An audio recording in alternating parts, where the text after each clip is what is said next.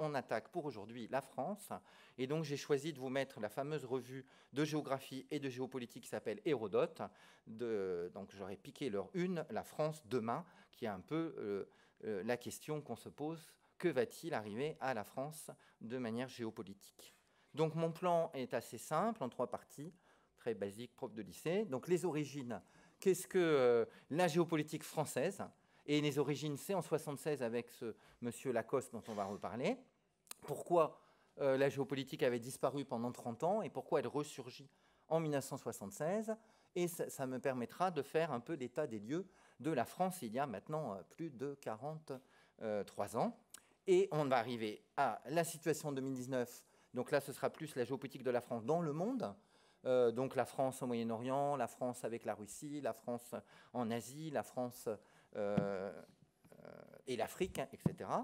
Et on terminera donc 3 parties assez différentes par une 3e partie, la géopolitique électorale de la France, puisque là, on peut dire qu'il y a un vrai chamboule-tout depuis 2 ans et qu'il y a de grands changements. Donc là, on regardera des cartes électorales où, bien sûr, l'événement majeur, c'est les 2 grands partis aujourd'hui qui s'affrontent aux présidentielles, aux européennes, c'est-à-dire le Rassemblement national et la République en marche d'Emmanuel Macron, et le déclin, pour l'instant, à l'heure où je vous parle, des partis, on va dire, traditionnels qui dominaient avant. On en reparlera tout à l'heure. Donc voilà un petit peu les 3 parties. Donc une partie plus politique à la fin, géopolitique électorale de la France, une partie vraiment d'histoire de la géopolitique au début, qu'est-ce que la géopolitique française, et une partie qui nous ouvre sur le monde, on est ici, mais on regarde ailleurs, où en est le poids de la France dans le monde et dans différentes parties du monde. Voilà, je regarde l'heure, il n'y a pas prendre plus de 5 minutes pour qu'on ait bien le temps maintenant de répondre aux questions. Si je rajoute quelques éléments, je rajouterai quelques éléments évidemment qui ne sont pas sur les diapos. Donc on démarre. Je laisse s'installer les 2 personnes qui viennent d'arriver et on va démarrer. Voilà le plan des 3 parties. Donc d'abord les origines. Donc il faut bien comprendre que la géopolitique a eu une grande éclipse entre 1945 et 1975, donc pendant une 30aine d'années. La géopolitique, en gros, comme dans la chanson de Brassens, a mauvaise réputation, mais pour avoir été récupérée par les nazis, et on va en reparler, pourquoi on a accusé la géopolitique d'avoir été reprise par les nazis. Et donc, il faudra une 30aine d'années pour qu'elle réapparaisse, et Yves Lacoste, dont je vous ai parlé avec la revue Hérodote, va lancer aussi un livre la même année, sa revue et le livre, donc je vous l'ai mis à droite.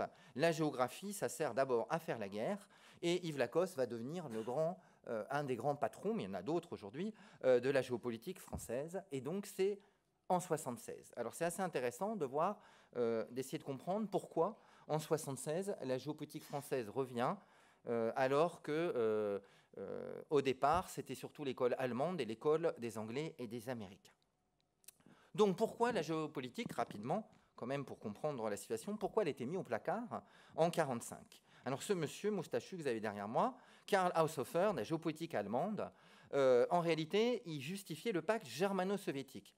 Et il a été récupéré par Hitler, mais seulement de 1938 à 1941. Donc je tiens quand même à dire que ce géopoliticien qui a été proche des idées nazies, mais en réalité, il défendait le pacte germano-soviétique, c'est-à-dire l'alliance Staline-Hitler. Il a été extrêmement fâché avec Adolf Hitler, et en fait, Adolf Hitler n'a plus du tout soutenu de 1941 jusqu'à la fin de la guerre. Alors, en dehors de ses opinions politiques, l'invasion donc de l'URSS par Hitler a provoqué la rupture avec ce monsieur Karl Haushofer, qui est un des grands de la géopolitique allemande. Alors, avant de revenir à la France, donc c'est juste un petit détour par Karl Haushofer, lui, il avait découpé le monde, comme vous le voyez ici, en 4, avec les États-Unis qui dominaient tout le continent américain, ce qu'il appelle la Panamérique, l'Allemagne qui est ici, qui domine à la fois l'Europe, l'Afrique, mais il n'est pas fou, il s'est gardé tout le Moyen-Orient et tout le pétrole quand même aussi. Mais vous voyez qu'il y a un morceau pour la Russie, avec l'Inde, en gros l'Afghanistan, l'Iran, et ce qu'il appelle la Pan-Russie. Donc lui, pour lui, il fallait à la fois que les Américains restent neutres, ce qui ne va pas être le cas, et que les Russes restent alliés avec l'Allemagne, sinon ce plan ne marche pas.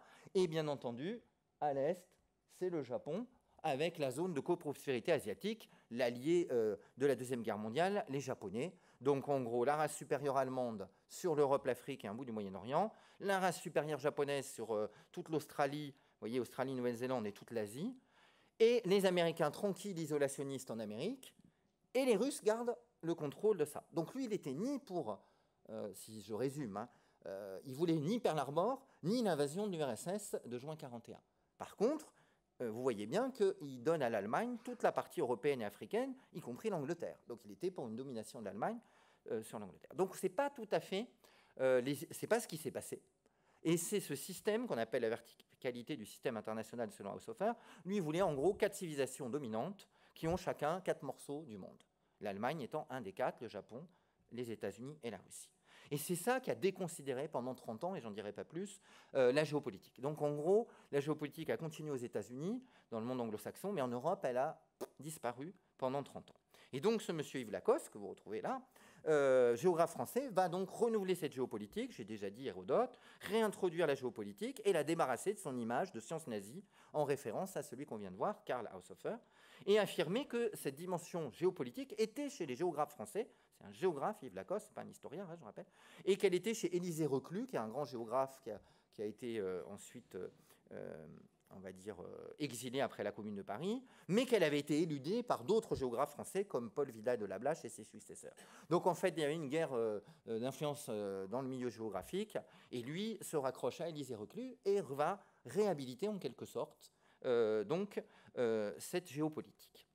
Alors, quel est le contexte ? Non, je ne vais pas étudier les 2 cartes que j'ai mis derrière, c'est juste pour voir le contexte. Pourquoi les Français et globalement les gens de la planète s'intéressent à nouveau à la géopolitique ? Parce que la guerre froide devient compliquée et qu'il y a des conflits locaux de plus en plus compliqués.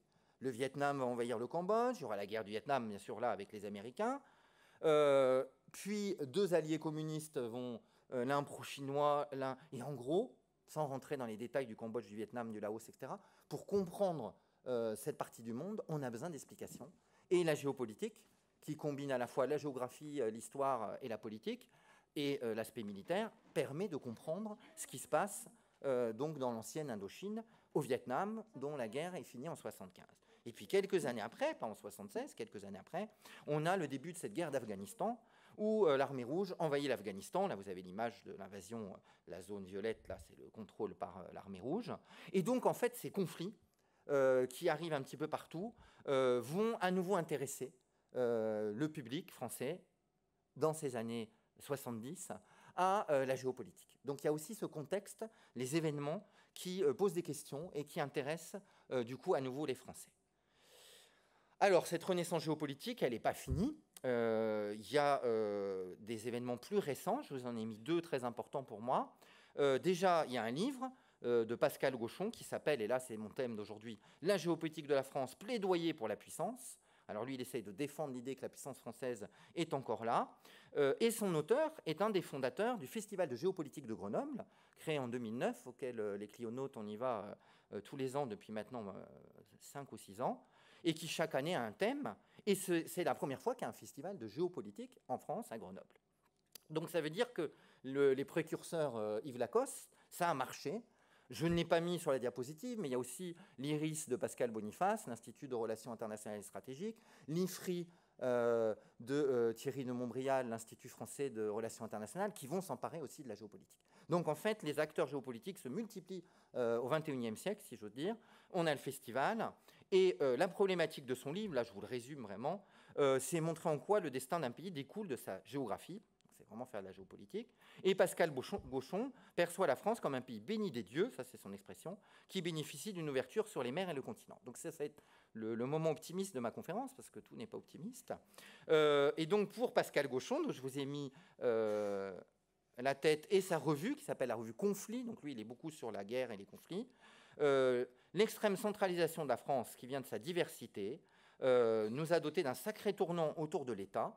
Donc nous, la notion centrale en France, en géopolitique à France, c'est l'État. Les États-Unis, c'est la Constitution. Les Allemands, c'est la langue allemande.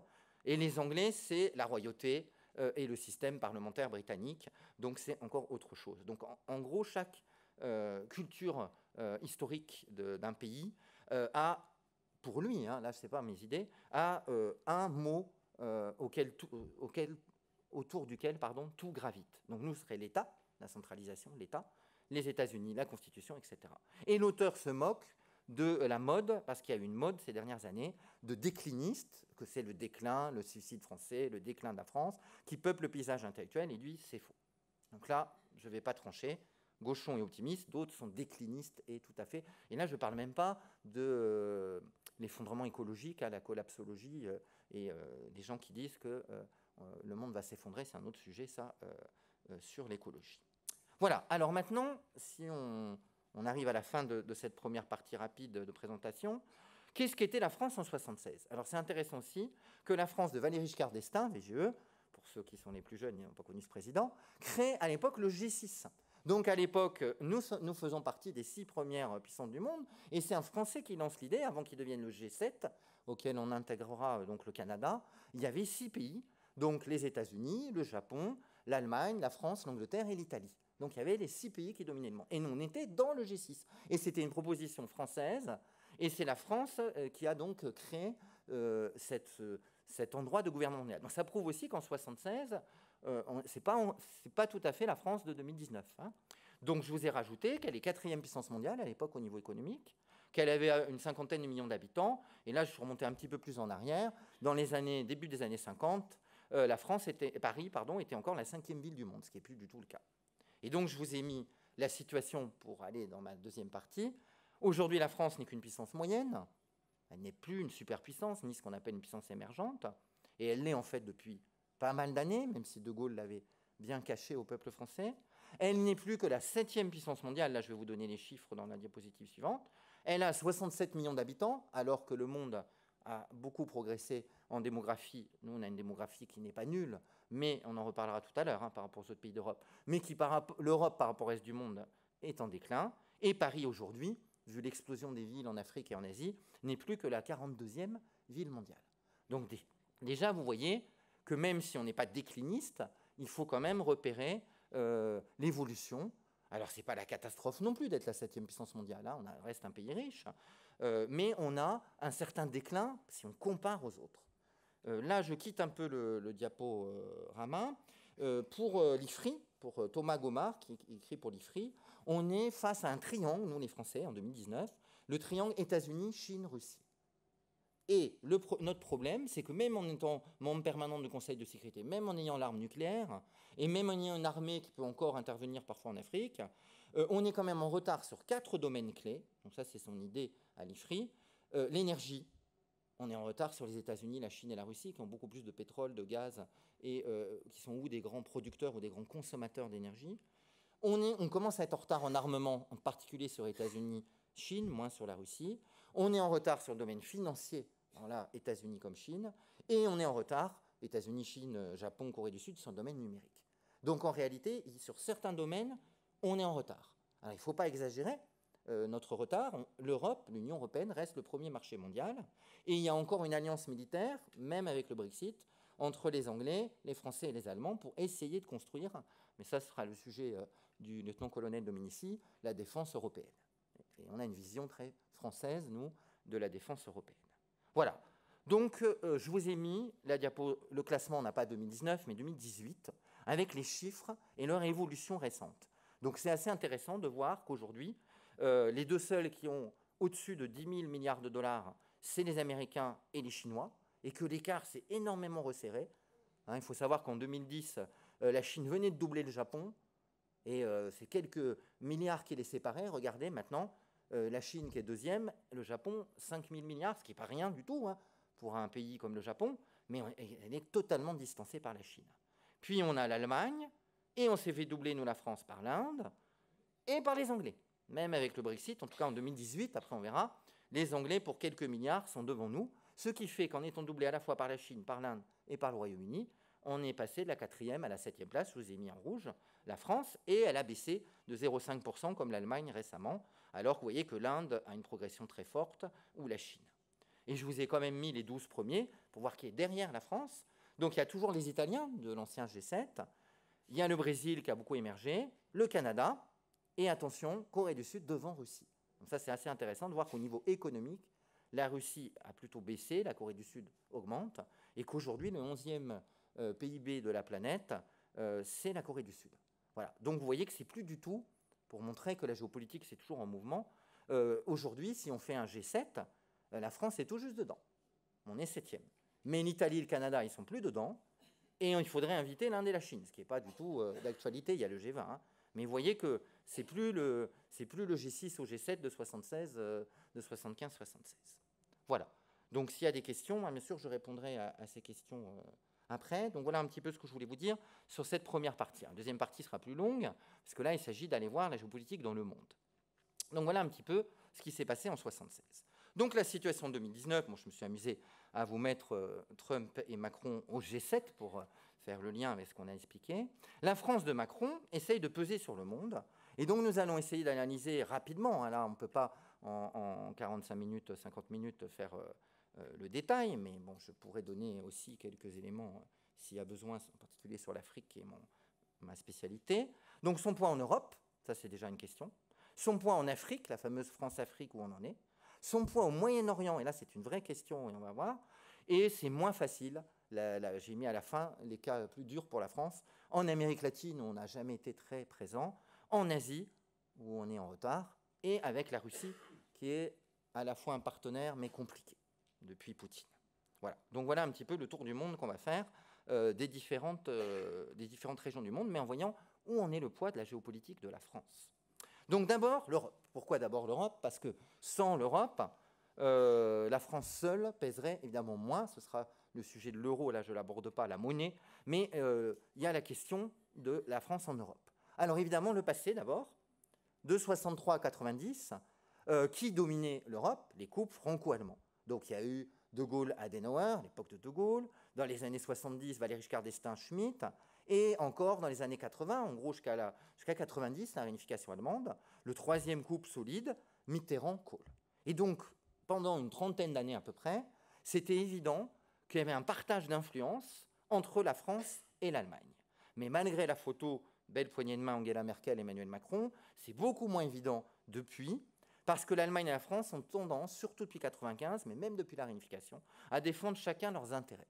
On a une monnaie commune, ça, j'en parle pas, mais vous voyez qu'il y a eu des mots comme Merkozy et Merck-Hollande pour dire que Merkel dominait Sarkozy et que Merkel dominait Hollande. Aujourd'hui, on ne sait plus qui domine l'autre parce que l'Allemagne est un peu en crise économique et que Mme Merkel, je ne dis pas qu'elle est au bout du rouleau, mais elle est moins stable dans son gouvernement. Il y a une montée de l'extrême droite aussi en Allemagne, hein, et on sait qu'elle ne va pas se présenter la prochaine fois.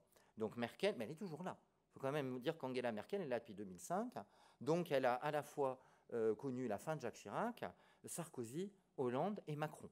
Donc pendant que nous, on a eu 4 présidents, l'Allemagne n'en a qu'une chancelière tout de même. Hein. Donc une stabilité en Europe, mais le couple franco-allemand, globalement, même s'il y a toujours des relations franco-allemandes importantes pour l'Europe, il n'y a plus de véritable couple franco-allemand capable de relancer l'Europe. Surtout qu'il y a eu le Brexit, surtout qu'il y a eu la crise économique terrible des années 2010-2011 en Grèce, au Portugal, etc.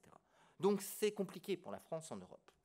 Et donc là, je vous ai mis une petite caricature, le grec au milieu qui demande un petit peu des sous, et tension franco-allemande, et le pauvre grec qui dit « on va encore dire que c'est ma faute ». Donc là, on est dans les années 2010-2011, et la suite, la grave crise grecque, hein, la crise de la dette, et l'Europe qui, à ce moment-là, ne se pose pas la question du Brexit, mais du Grexit, les Allemands en particulier, Madame Merkel qui boude à gauche, là, vous connaissez François Hollande de l'autre côté, qui, son ministre des Finances de l'époque, voulant se débarrasser de la Grèce, en disant la Grèce est trop endettée, on n'aurait jamais dû la prendre dans l'euro, aujourd'hui Grexit. Bon, il n'y a pas eu de Grexit, au final la Grèce est restée dans l'Europe, mais ça a été très compliqué. Voilà, donc sur l'Europe, si vous voulez, un passé assez flamboyant, où la France était, depuis De Gaulle, en partenariat avec l'Allemagne pour dominer l'Europe, aujourd'hui une crise de l'Europe et une crise des relations franco-allemandes. Alors, autre crise intéressante à étudier, ça c'est un peu ma spécialité, mais je vais essayer de ne pas être trop long quand même dessus, c'est la fameuse France-Afrique. Donc là, je vous ai mis le continent africain en couleur bleu-blanc-rouge avec la France au milieu, ça c'est pour la caricature. Mais là aussi, on a un passé où la France était une puissance dominante en Afrique, en gros, sous De Gaulle, Valéry Giscard d'Estaing et encore Mitterrand. Donc c'est un petit peu les mêmes périodes où la France était importante dans l'Europe. On peut dire que la France-Afrique, avec ses défauts, existait, et que la France était encore une puissance très dominante en Afrique. Mais depuis Balladur 93 ou 95, la France s'est fait doubler énormément de place, et en termes économiques, attention, elle est toujours très présente sur le plan militaire, hein, mais en termes économiques, elle n'est plus que le 6e investisseur, derrière la nouvelle Chine-Afrique, qu'on peut appeler Chine A plus loin Afrique, les Émirats arabes unis, l'Italie, les États-Unis et le Maroc. Et là aussi, je vous donne les chiffres pour le prouver. voilà les investissements de l'année dernière en Afrique. Et vous voyez que la Chine caracole très loin en tête, avec plus de 38 milliards investis en Afrique. La Chine fait une véritable percée récente, seulement depuis 2010 en Afrique. Les Émirats arabes unis, que nous on a tendance à oublier, on les retrouvera au Moyen-Orient, sont extrêmement riches, sont là avec 15 milliards. Vous savez, les Émirats, c'est Dubaï, Abu Dhabi, enfin toute cette confédération extrêmement riche à côté de l'Arabie saoudite. L'Italie, qui a augmenté ses liens avec l'Afrique pendant que nous on diminuait. La mafia italienne, mais aussi l'Italie. Bon. Les États-Unis, qui sont revenus en Afrique avec 10 milliards, même si ce n'est pas pour eux le centre du monde. Le Maroc, et là c'est quand même assez frappant, quand on arrive là, que le Maroc aujourd'hui, qui est un État émergent, pourtant qui a des moyens bien moins considérables au total que la France, comme il veut revenir dans l'Organisation de l'Unité africaine, qui a eu des soucis avec les Sahraouis et tout à un moment donné, il a mis le paquet dans les investissements dans l'Afrique noire. Et le Maroc, aujourd'hui, donc, investit plus que la France. Donc là, les derniers chiffres montrent que la France, qui était première pendant des années, n'est plus que le 6e investisseur. Et il n'y a pas que la Chine qui lui est passée devant. Vous voyez qu'il y a le Maroc, les États-Unis, l'Italie et la puissance pétrolière. Donc même en Afrique, on est un petit peu quand même dans un déclin. Alors qu'est-ce qui nous reste ?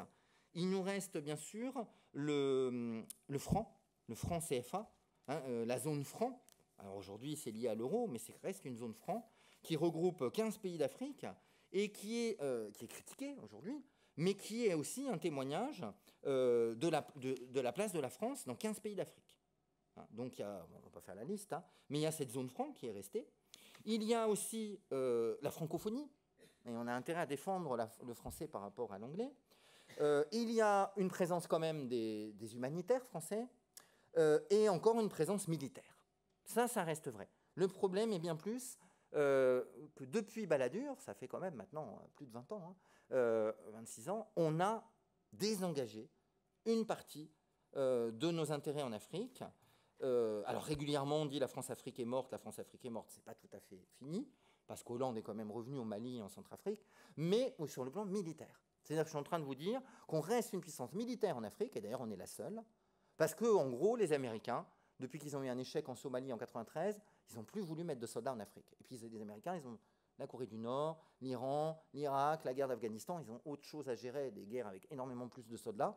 En gros, ils ont délégué à la France, et l'Europe aussi, si je reviens à l'Europe, le rôle militaire en Afrique, et c'est parfois, ça nous coûte de l'argent aussi, bien sûr, a été délégué à la France, qui a accepté. Voilà. Mais au niveau économique et financier, alors là, par contre, c'est net et clair, il y a un déclin, et là, vous le voyez, de la place de la France. Alors, on change de période, on pourrait dire encore d'autres choses sur l'Afrique. Ça ne nous a pas empêché d'avoir 9000 hommes au Sahel et d'être encore présents au Mali, au Niger, et de défendre nos mines d'uranium au Niger. Je ferme la parenthèse, s'il y a des questions, je reviendrai sur l'Afrique. J'ai 2 pages sur l'Afrique, là, il y a de quoi répondre. Alors, on passe à un autre secteur. Et alors là, c'est peut-être encore plus grave que ce que j'ai parlé de... C'est que la France avait une géopolitique, une politique de puissance indépendante.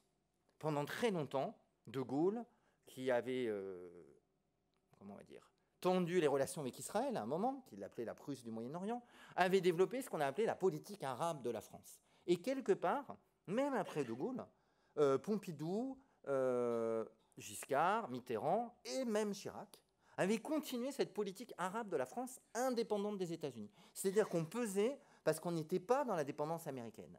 Et ça, je vais le redire dans la diapo suivante, ça, c'est de moins en moins vrai. Alors là, bon, c'est un peu caricatural. Je vous ai mis Macron en train de serrer la main d'un des riches représentants du Golfe. Mais au Moyen-Orient, on pèse de moins en moins parce qu'on est éclipsé par les États-Unis, par la Russie, et on est souvent plus, et le plus souvent, qu'un marchand d'armes. C'est-à-dire que par contre, les 3 derniers présidents, Sarkozy, Hollande et Macron, ont développé énormément notre vente d'armes. Alors ça veut dire quoi ? Ça veut dire, pour revenir à l'Afrique, que par exemple aujourd'hui, le maréchal Haftar, dont je parlerai dans ma prochaine, je ne vais pas en parler trop aujourd'hui, sur la Libye de Kadhafi à nos jours, il est soutenu par qui ?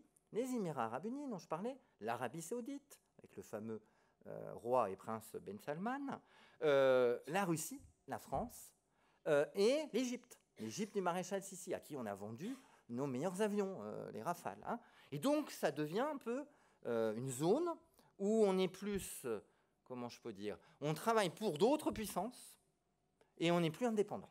Et ça, c'est lors d'une rencontre, là c'était au festival de Blois, au rendez-vous de l'histoire de Blois, que j'ai eu la chance, il dédicaçait son livre, il faisait une conférence, de rencontrer un ancien ambassadeur français au Yémen, et j'insiste bien sur ancien, parce qu'à un moment où il n'est plus ambassadeur, il a une liberté de parole beaucoup plus grande. Tant qu'il était ambassadeur, il ne pouvait pas dire vraiment ce qu'il pensait, qui a clairement dit, et là ça rejoint mes préoccupations, que nous avons abandonné la politique arabe indépendante depuis Chirac. Et c'est lui qui le dit, et j'insiste, je suis d'accord avec lui, qu'à la fois Nicolas Sarkozy, François Hollande et Emmanuel Macron se sont alignés derrière les États-Unis. Et alors là, je ne suis pas dans l'histoire de la Libye, je suis dans un autre sujet grave, la guerre au Yémen, où on sait, il n'y a pas que des armes françaises, hein, il y a aussi eu des armes allemandes, américaines, etc. Mais il y a eu des armes, des bateaux français, c'est encore sorti il n'y a pas longtemps, et que, en gros, vous voyez la France vendre des armes en passant par l'Arabie Saoudite avec ses missiles, et que c'est la population du Yémen qui subit ces attaques. Alors c'est un grand conflit géopolitique, c'est compliqué.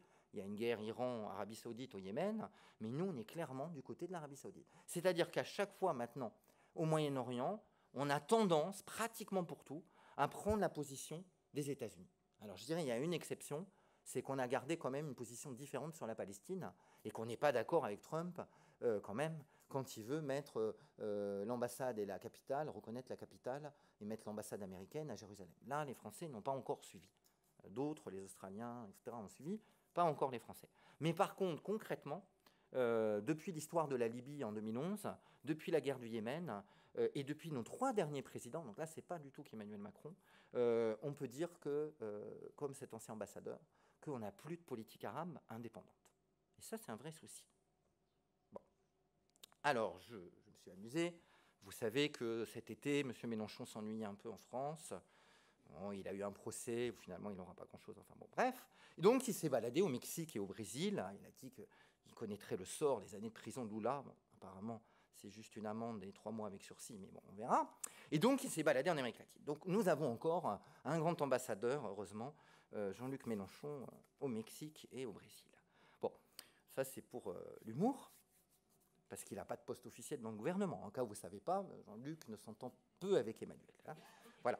Donc de 80 à 95, pour être plus sérieux, sous Mitterrand, la France a essayé encore d'avoir une politique en Amérique latine. Bon, on était à l'époque de la guerre froide, mais on soutenait le Nicaragua, on s'était rapproché de Cuba. Bon, c'était l'époque, on va dire, où les socialistes étaient encore socialistes, qui a vite disparu, même au niveau international. Et elle a salué, quand même, la France, la naissance du Mercosur. Alors, pour ceux qui ne savent pas, le Mercosur, hein, c'est l'alliance Brésil, Argentine, Uruguay, Paraguay, qui est indépendante des États-Unis. Et donc, pour nous, c'était bien, pour aller vers un monde multipolaire, que le Mercosur se détache des États-Unis et qu'il n'y ait pas une grande zone de libre-échange des Amériques, le projet à l'époque de Bush, qui serait allé de l'Alaska au Chili, en englobant toute l'Amérique centrale, du Sud, etc. Donc, le Mercosur ayant dit non à ce projet de zone de libre-échange des Amériques va à la poubelle, et il y a juste le Mexique, qui est sur la photo, le Canada et les États-Unis, qui ont une zone d'accord de libre-échange qui vient de changer de nom sous Trump, et qui s'appelle d'ailleurs accord États-Unis, Canada, Mexique, et il n'y a plus le mot libre-échange, parce que vous savez peut-être que Trump n'est plus pour le libre-échange, c'est un protectionniste. Mais depuis 1995, et même avant sous Mitterrand, on n'était pas si présent quand même en Amérique latine, mais la France est souvent absente de cette région du monde. On n'est pas très présent en Amérique latine, et c'est parfois dommage. Alors par contre, là j'ai pris un exemple vraiment d'actualité récente. Vous savez qu'au sens propre, le torchon a brûlé entre Macron et Bolsonaro, puisque Macron a proposé d'aider à éteindre les incendies en Amazonie, et je vous ai mis la réplique de, c'est pas Bolsonaro lui-même, mais son chef de cabinet, M. Lorenzoni, du président Bolsonaro. Donc je la lis parce qu'elle est marrante. Hein, il faut aussi se détendre un peu en géopolitique. Macron n'arrive même pas à éviter un incendie prévisible dans une église qui fait partie du patrimoine mondial de l'humanité, et il veut nous donner des leçons pour notre pays. Alors il y a eu d'autres attaques sur Brigitte Macron, mais ça je n'ai pas repris. Ces mots cinglants sont en référence bien sûr à l'incendie de Notre-Dame de Paris le 15 avril. Et c'est vrai qu'aujourd'hui, le torchon brûle, mais pas que sur ces histoires d'incendie et de Notre-Dame, parce que Bolsonaro, il a rompu avec la politique de ses prédécesseurs, il est extrêmement proche, bien entendu, à la fois des lobbies de l'armement, anti-écologique et de Trump. Donc bien sûr se joue aussi une partie de bras de fer avec le Brésil, mais au Brésil, la France n'est pas le pays qui est le plus implanté. Voilà. Alors je me tourne vers une autre partie du monde qui est importante. Pour les États-Unis, le centre du monde aujourd'hui, c'est plus l'océan Atlantique, c'est l'océan Pacifique. Et nous, on est la vieille Europe pour les Américains. L'Asie, c'est le continent qui monte. Donc c'est l'idée géopolitique, qu'on peut être d'accord ou pas. L'Asie est devenue le pivot du monde, l'océan Pacifique est le pivot du monde. Et donc que la France, si elle veut survivre, il faut qu'elle fasse, la France et l'Europe, je ne dirais pas la France toute seule, doit augmenter son influence en Extrême-Orient et en Asie du Sud. Alors la question se pose. Ici, vous voyez, bien entendu, Brigitte et Emmanuel Macron avec monsieur et madame Xi Jinping, les Chinois. Est-ce qu'on doit se rapprocher avec l'Inde ou est-ce qu'on doit se rapprocher avec la Chine? Puisque l'Inde et la Chine sont des rivaux et qu'ils ne sont pas engagés pareil. Alors, se rapprocher avec l'Inde, on retrouve le camp américain. Se rapprocher avec la Chine, ça posera des problèmes aux Américains. Bon, mais le plus puissant, c'est la Chine. Alors, je vous donne là aussi des chiffres. Voilà nos premiers partenaires économiques commerciaux. Donc là, je parle de géoéconomie. La France en Asie et dans le monde, quels sont ses premiers partenaires? Et vous voyez que c'est encore l'Allemagne. L'Allemagne reste notre premier partenaire, avec une balance commerciale. Bon, là, vous avez les déficits, etc. L'Espagne, on est globalement en Europe, Italie, Angleterre, Belgique, Pays-Bas. Mais si les États-Unis sont troisième sur ce tableau, la Chine est bien sixième. C'est-à-dire qu'aujourd'hui, huitième, pardon. La Chine est huitième, c'est le titre. La Chine est déjà notre huitième partenaire économique, avec un déficit de balance commerciale 2 fois plus important qu'avec l'Allemagne, hein, parce qu'ils nous vendent beaucoup plus que... on y a plus d'importations chinoises que d'exportations. Ça veut dire qu'aujourd'hui, en tout cas économiquement, on a choisi la Chine, pour des raisons que vous savez, qu'aujourd'hui, avec la mondialisation, la Chine est le pays le plus puissant et qu'elle vend très peu cher ses produits avec un yuan sous-évalué. Voilà. Donc, économiquement, on a déjà choisi la Chine. Politiquement, militairement, on n'en est pas là. L'Inde, c'est une démocratie. L'Inde et le Japon sont aussi des partenaires importants pour les États-Unis, mais aussi pour la France. Donc ça, c'est une question en débat. Maintenant, notre poids en Asie, je dirais qu'il est malheureusement encore plus faible qu'en Amérique latine. Alors maintenant, une question plus d'actualité encore, mais qui est revenue pendant toutes les présidentielles et même avant. Qu'est-ce qu'on fait de la Russie? Parce que le problème aujourd'hui, globalement, de l'Europe, c'est que face à Trump, on ne va pas faire la conférence, je ne vais pas refaire ma conférence sur Trump, mais face à Trump, qui multiplie les attaques sur la Chine, mais aussi sur l'Europe, mais aussi sur le militarisme, mais aussi qui dit que le réchauffement climatique, c'est une invention chinoise, qui sort de la COP21, face à un Trump qui est de plus en plus unilatéral, qui est de plus en plus pour son slogan « America First, Make America Great Again », beaucoup d'hommes politiques demandent, exigent un rapprochement avec la Russie pour contrer les Américains. J'ai parlé de Jean-Luc Mélenchon tout à l'heure, au présidentiel, il y avait aussi Marine Le Pen et même François Fillon, qui se sont battus avant de perdre les élections, pour un rapprochement avec les Russes. Et d'ailleurs, si vous vous rappelez, Madame Marine Le Pen avait été reçue très longuement au Kremlin, et avec un soutien très fort de M. Vladimir Poutine. Bon, là, il y a l'ours blanc attaque l'Europe et les États-Unis, ça c'est une caricature, mais il y en a une question. Donc face à Donald Trump, une Amérique beaucoup plus agressive, beaucoup moins protectrice, faut-il se rapprocher de Vladimir Poutine? Alors ça pose des problèmes. C'est pour ça que je vous ai mis à la fin, malgré la Crimée, l'Ukraine et la Syrie. Parce qu'évidemment, on n'est pas d'accord, même si on a abandonné la Crimée, hein, ça y est, elle a été annexée par les Russes et plus personne ne demande son retour. Mais il y a la guerre civile en Ukraine, ça mériterait toute une conférence géopolitique. Et là, on ne peut pas être d'accord avec Poutine. Et il y a la guerre en Syrie, où vous savez, j'espère, que M. Poutine a soutenu la dictature Assad et a été le grand acteur de bombardement et de soutien. Il a des bases navales en Syrie, c'est ses seules bases en Méditerranée. Donc au niveau géopolitique, les Russes comptent sur Latakia et Tartous, c'est les noms de ces deux ports syriens, contrôlés par Hafez el-Assad et le gouvernement depuis le début, qui sont jamais tombés aux mains de l'État islamique, hein. C'est sur la Méditerranée, à l'ouest complet de la Syrie, et a toujours soutenu, et soutient encore aujourd'hui, le dictateur syrien. Ce n'était pas la position de la France de l'époque. Si je vous le rappelle, hein, Hollande avait dit tout sauf Bachar al-Assad. Hollande voulait faire la guerre en Syrie, et c'est Obama qui a refusé, et par la suite, Cameron avait dit oui, mais le Parlement britannique avait dit non, et les Anglais n'ont pas suivi non plus. Puisque chez les Anglais, qui est une vraie démocratie parlementaire, on le voit en ce moment, d'ailleurs le Parlement est rouvert aujourd'hui, chez les Anglais, c'est le Parlement qui décide la guerre. Vous savez qu'en France, aux États-Unis, c'est très souvent le président, et on met le Parlement devant le fait accompli. En Angleterre, non. Bon, ça c'est quelque chose à savoir, mais à l'époque, Hollande s'est retrouvé tout seul. Sauf qu'Hollande, après, il y a eu les attentats du Bataclan, les attentats de Nice en 2016. Et là, la nouvelle politique est devenue tout sauf l'État islamique. Et si on dit tout sauf l'État islamique, même nous, on s'est rapproché, mais sans le soutenir comme les Russes, de Bachar el-Assad. Bon, voilà. Donc, il y a des contentieux. Il y a le contentieux du gaz, du prix du gaz. Il y a des contentieux très forts avec les Russes. Mais c'est une vraie question. Et là, je ne trancherai pas. Parce que, et Macron, récemment, là, je vous ai cité donc, notre président actuel, a dit, donc après une belle poignée de main, comme vous voyez avec Vladimir Poutine et le drapeau russe à gauche, nous sommes en Europe. C'est la vieille phrase de Gaulle, hein, l'Europe de l'Atlantique à l'Oural, donc ça va jusqu'à la Russie. Nous sommes en Europe et nous ne savons pas à un moment donné faire quelque chose d'utile avec la Russie. Nous resterons avec une tension profondément stérile. Nous continuerons d'avoir des conflits gelés partout en Europe, avoir une Europe qui est le théâtre d'une lutte stratégique entre les États-Unis et la Russie, donc à avoir des conséquences de la guerre froide sur notre sol. Alors, je ne sais pas ce que la France d'Emmanuel Macron va décider avec la Russie. Hein, c'est juste une déclaration pour l'instant.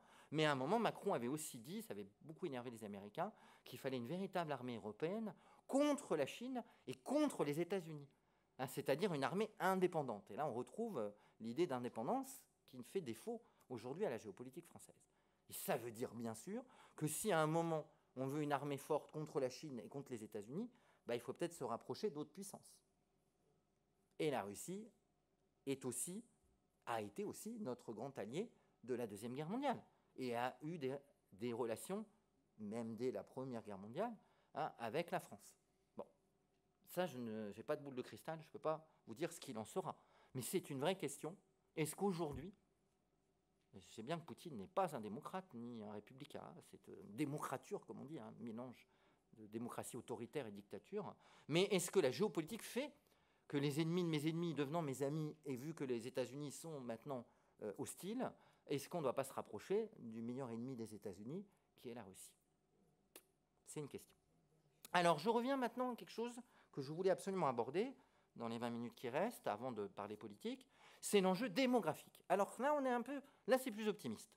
Vous savez, vous êtes au courant que la France fait plus d'enfants que la moyenne de l'Europe, même si le chiffre que j'ai là, de prévision, alors là j'ai pillé Gérard-François Dumont hein, qui parlait de l'enjeu démographique de la France, et qui nous explique que, avant d'arriver au schéma qui est derrière moi, que de Louis XIV à Napoléon, ce qui a fait la force de la France géopolitique, pourquoi elle a pu faire la guerre à l'Europe, c'est qu'elle était le pays le plus peuplé d'Europe. À l'époque, nous avions une démographie forte. Qu'est-ce qui a fait les difficultés en 14-18, la guerre de 40 et la défaite en 71, c'est des aspects militaires, bien sûr, mais c'est aussi que la France était devenue faible démographiquement et qu'on faisait beaucoup moins d'enfants. Et là, on a eu une invasion et deux défaites. Et donc, Aristide Briand, je vais faire une petite citation et après j'arrête, un Français des années 20, qui s'était rapproché de l'Allemagne, avait dit « Je fais la politique étrangère de notre natalité ». Donc pourquoi il voulait se rapprocher de l'Allemagne et empêcher les guerres, et c'était le premier rapprochement pour faire l'Europe avant la crise de 29, dans les années 20, entre Briand et Gustave Stresemann, c'est à cause de « je fais la politique étrangère de notre natalité ». Or, aujourd'hui, grâce à Dieu, ça j'en sais rien, mais aujourd'hui, notre natalité n'est pas faible. Donc, notre poids en Europe aura tendance à augmenter. Aussi grâce au dom-tom. Hein. Il faut être honnête, ce n'est pas que la France hexagonale. Il y a une natalité très forte, on ne va pas faire la liste, hein, mais Guadeloupe, Martinique, Réunion, Guyane, etc., dans les dom-tom. Alors là, vous avez la moyenne de l'Union européenne. Vous voyez que les Anglais ont quand même une natalité forte aussi. Par contre, écroulement en Italie. J'ai lu, je crois, ce matin, que les deux pays où il y a le plus de personnes âgées aujourd'hui, c'est le Japon et en deuxième l'Italie. Le Japon étant le record mondial. Et vous voyez quand l'Allemagne a un peu redressé, mais c'est quand même que 1,5. On est très très loin pour revenir à une population. Alors ça, c'est donc la natalité, le nombre d'enfants par femme. Alors, diapo suivante, combien on sera? Parce que ce qui compte, c'est l'avenir, la France demain. Donc là, je pars de 2020. En 2020, il y a à peu près 81 millions d'Allemands, 67 millions de Français, 65 millions d'Anglais et 60 millions d'Italiens. Et vous voyez la progression. L'Italie continue la chute, on n'en parle même plus. L'Italie, c'est déclin démographique assuré. L'Allemagne va quand même perdre déjà, dans les prévisions, à peu près plus de 3 millions d'habitants.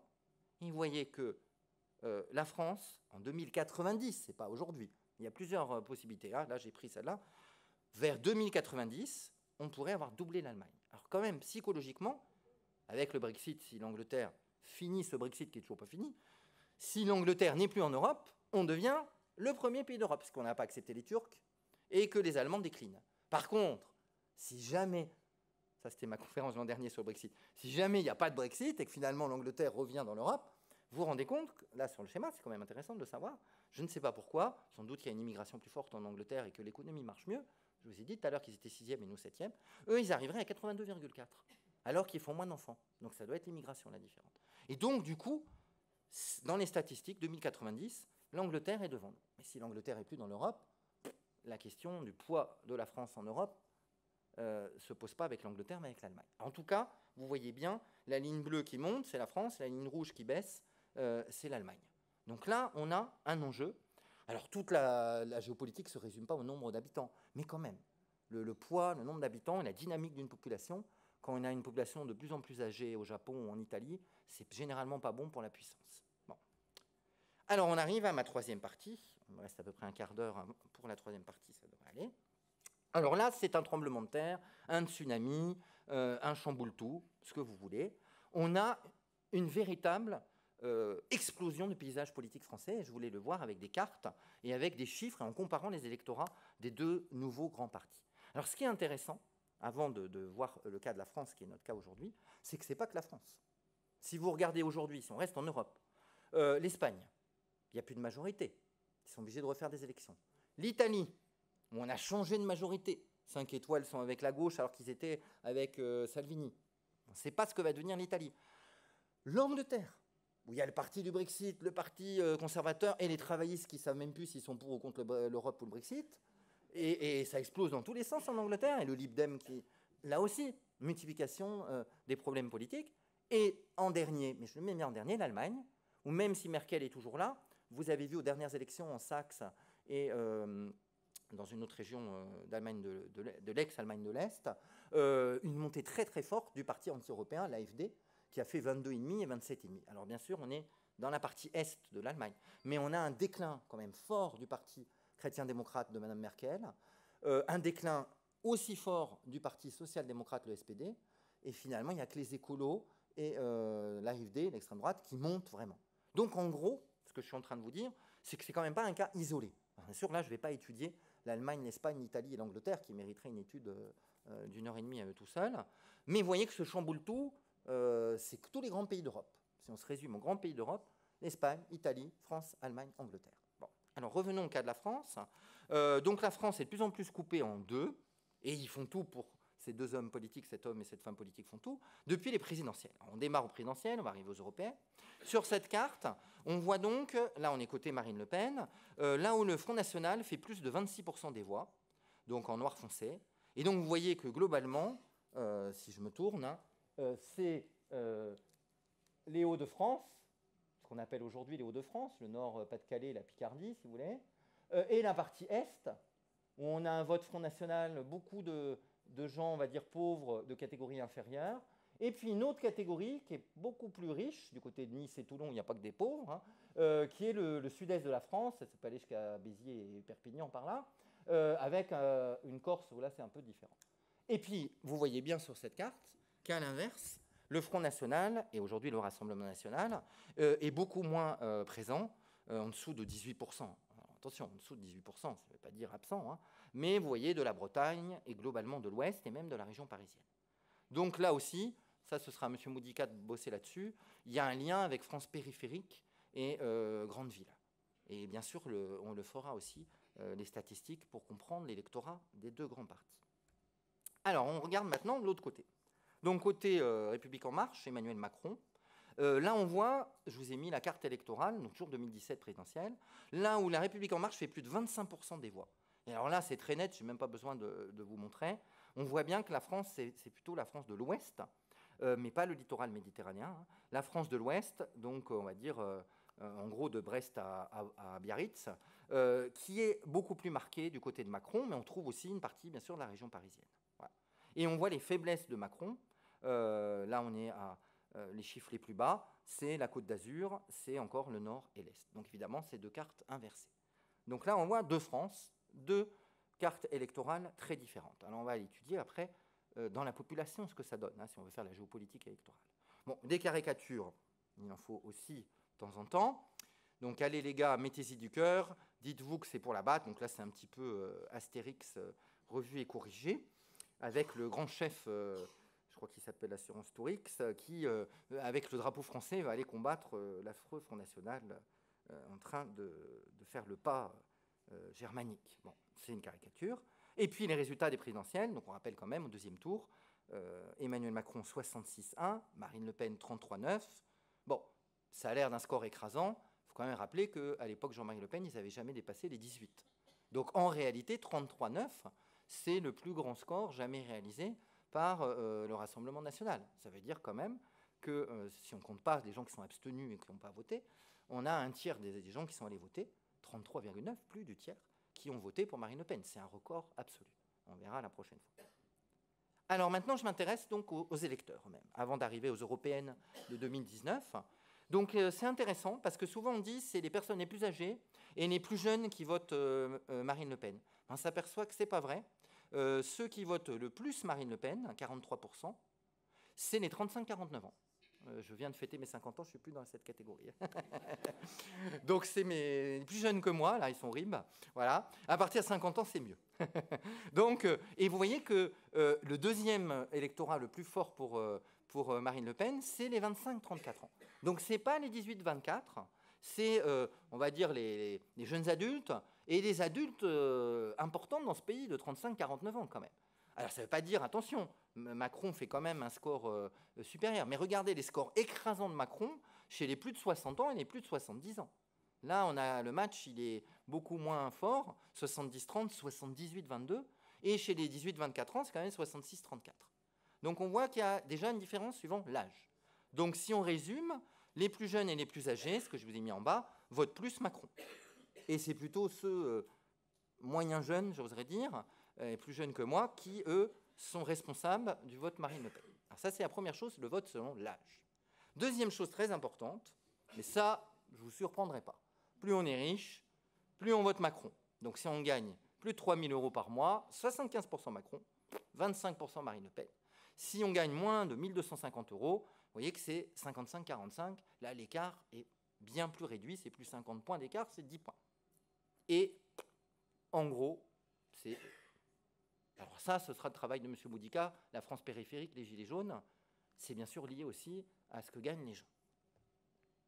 Troisième chose, mais elle est importante pour les profs que je suis, et le premier rang ici, rempli de profs, même un prof à la retraite au deuxième rang, c'est le diplôme, le vote selon le dernier diplôme obtenu. Alors là, c'est évident aussi. Un bac plus 3, on va dire qu'ils ils ont eu le vaccin, quoi. Hein. Ils votent à 80% Macron et 19% pour Marine Le Pen. Donc là, c'est écrasant.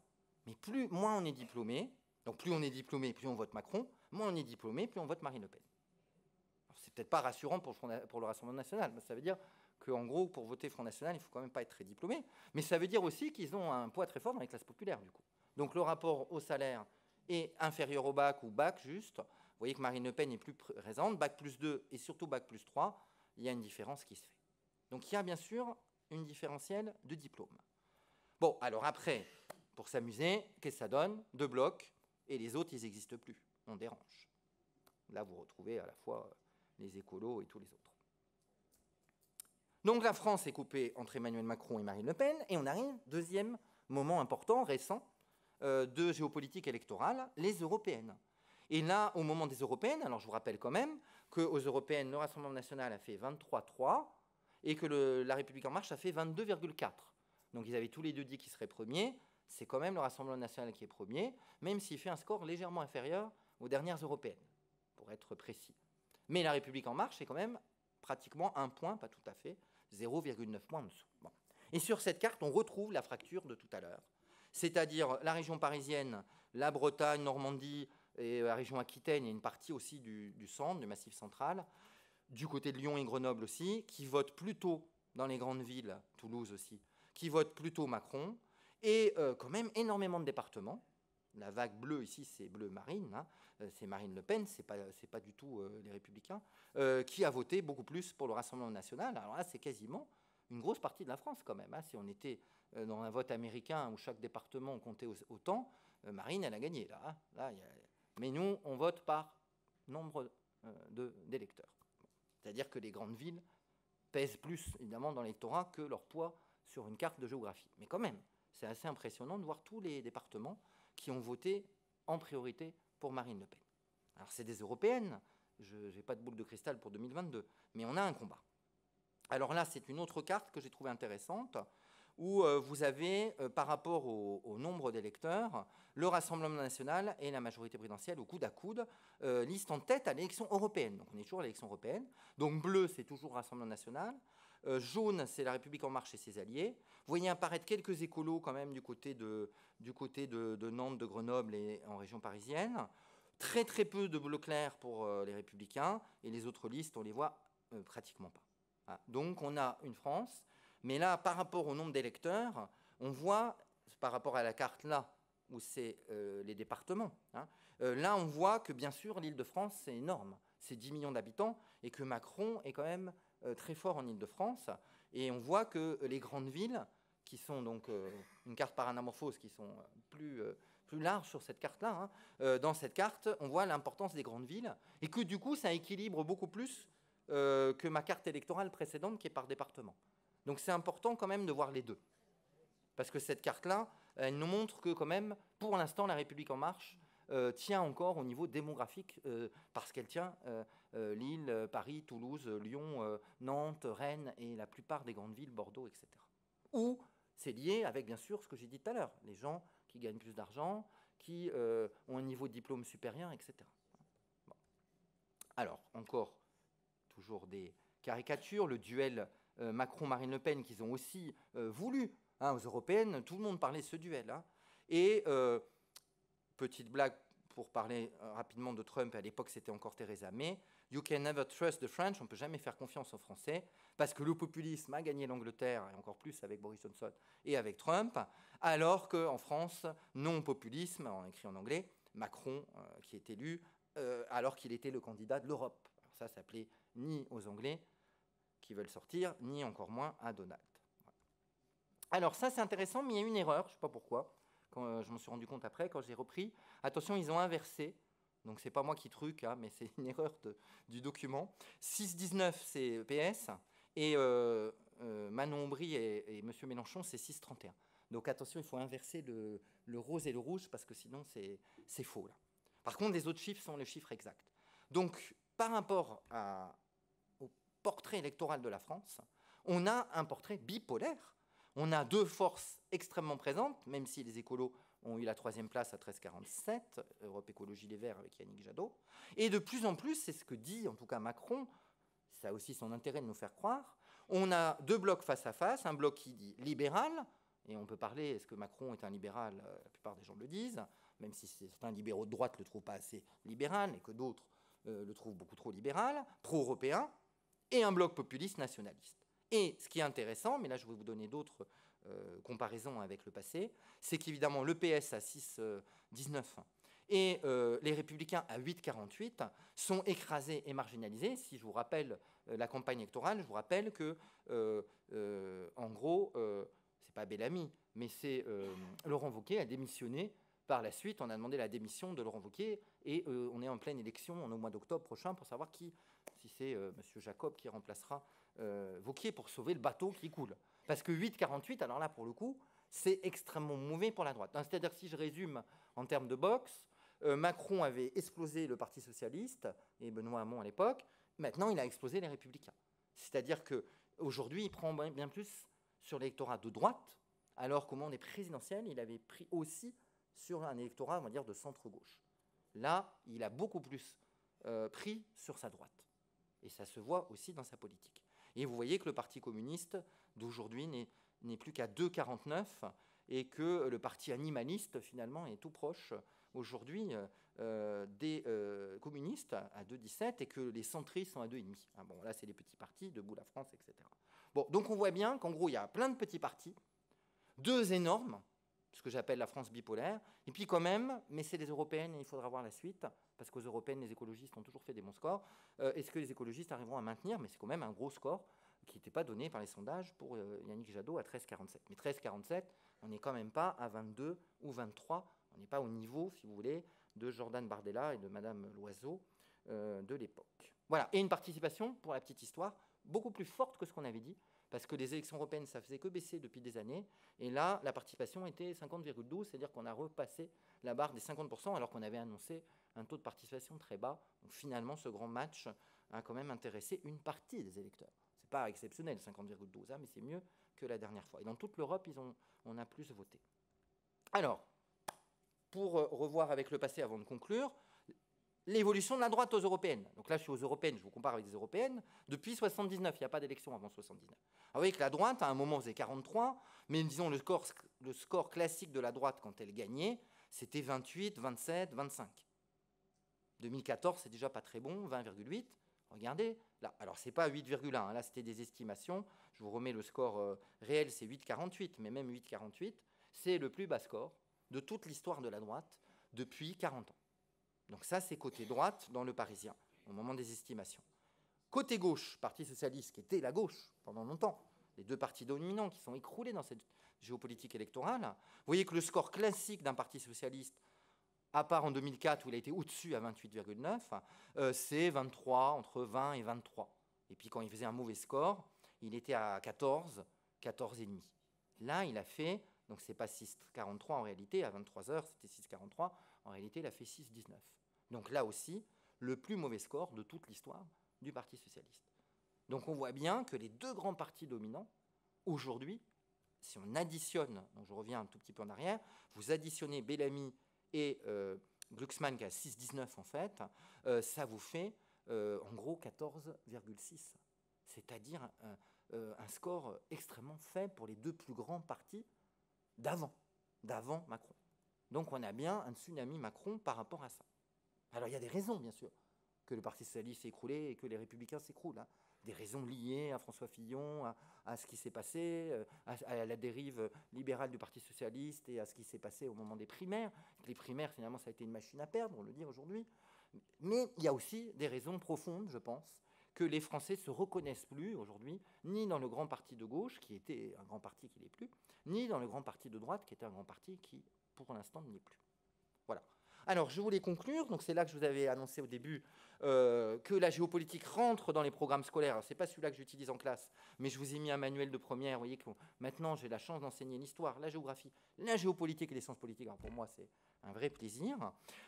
Et c'est quand même intéressant de voir qu'il a fallu, là je reviens à la première partie de ma conférence, si la géopolitique est revenue en 1976 et si le festival géopolitique n'est né qu'en 2009, ben, il a fallu quand même attendre 2019 pour que enfin la géopolitique soit prise au sérieux et qu'on enseigne l'histoire de la géopolitique et la politique.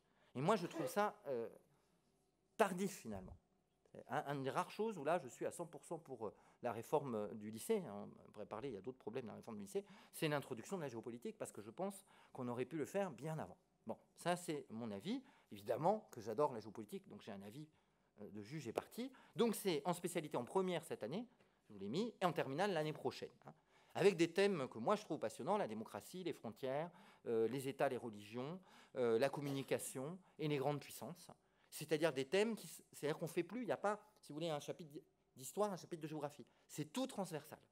Dans chaque chapitre, il n'y en a que 5, on fait de l'histoire, de la géographie, de la géopolitique, de la science politique, 4 heures par semaine en première et 6 heures par semaine sur un autre programme, l'année prochaine en terminale.